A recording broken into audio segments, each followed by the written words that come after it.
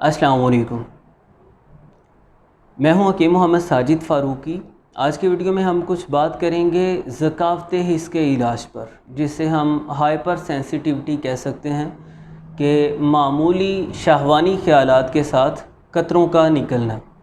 मैं इस मौजू पर खैर पहले भी एक तफसीली वीडियो बना चुका हूं, लेकिन उसके बावजूद बहुत सारे लोग क्योंकि आए रोज़ इस तरह की शिकायत करते हैं कि हमारा ये प्रॉब्लम है, तो मैंने ज़रूरत महसूस की कि फिर से कुछ बातें आपके सामने रख दी जाएं ताकि आप उनसे इस्तेफ़ादा करें। ज़कावत हिस्स का प्रॉब्लम शादीशुदा अफराद को भी होता है और गैर शादीशुदा अफराद यानी नौजवानों को जिनकी अभी शादी नहीं हुई उनको भी होता है, और उनको कुछ ज़्यादा होता है। मामूली ख़यालात के साथ कतरे आना शुरू हो जाते हैं, ड्रॉप्स आना शुरू हो जाते हैं। तो सबसे पहले आप ये बात समझ लीजिए कि इस सिलसिला में आपको अपनी ग़िज़ा मैनेज करनी है।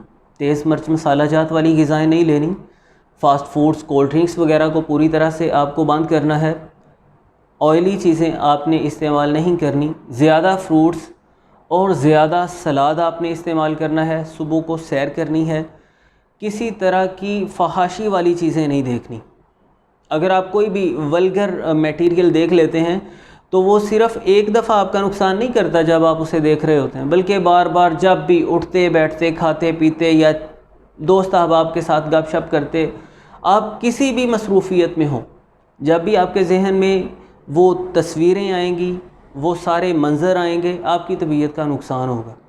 तो किसी भी तरह की फहाशी वाली चीज़ें नहीं देखनी, और इसी तरह फहाशी वाली गुफ्तगू नहीं करनी, और नमाज का एहतमाम करना है। आप 5 वक़्त जब वज़ू करेंगे, आज़ा पर पानी पड़ता है, इससे बदन को बड़ी तस्कीन मिलती है। और वज़ू में वैसे भी एक रूहानियत होती है जो इंसान को गुनाहों से रोके रखती है, गुनाहों से नफ़रत इंसान के दिल में पैदा करती है। नमाज का एहतमाम करें, इससे इंशाअल्लाह आप ज़हन के अंदर आने वाले फ़जूल ख़यालात से महफूज रहते हैं। तो ये कुछ चीज़ें इब्तिदाई तौर पे आपको इख्तियार करनी है। मैं एक आसान सा नुस्खा बताने वाला हूँ, लेकिन उससे पहले मैं शादीशुदा अफराद को जो प्रॉब्लम होता है उससे भी थोड़ा सा वाज़ेह करता चला जाऊँ कि बहुत सारे शादीशुदा अफराद ये शिकायत करते हैं जब हम मुलाबत कर रहे होते हैं, मुबाशरत से पहले, इंटरकोर्स से पहले, इब्तिदाई मराहल में होते हैं, बोसो किनार कर रहे हैं या प्यार मोहब्बत की गुफ्तगू कर रहे हैं, तो सिक्रीशन होना शुरू हो जाती है, ड्रॉप्स आना शुरू हो जाते हैं।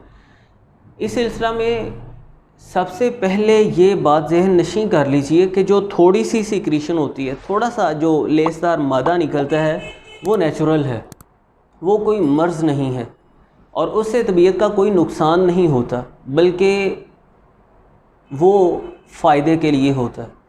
प्रोस्टेट ग्लैंड, जिसे गुद्दा कुदामिया कहा जाता है, उससे वो रतूबत थोड़ी सी निकलती है ताकि ये नाली तर हो जाए और बाद में सहूलत के साथ मनी का इखराज हो जाए, आसानी के साथ मनी खारिज हो जाए बग़ैर किसी दिक्कत के और बग़ैर कोई प्रॉब्लम क्रिएट किए। लेकिन अगर ज़्यादा ड्रॉप्स आते हैं, मतलब थोड़े से ही प्यार मोहब्बत के साथ बहुत ज़्यादा कतरे आना शुरू हो जाएं, तो वो प्रॉब्लम है।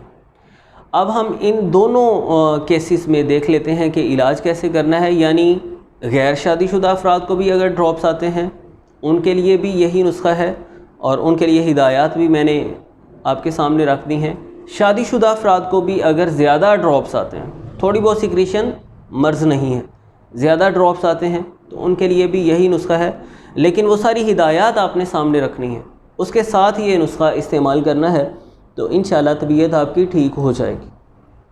आपको चाहिए पोस्त रीठा, ज़ीरा सफ़ेद, किशनीस, जिसे खुश्क धनिया भी कहते हैं, किशनीस, और गूंद किकर, ये 4 चीज़ें।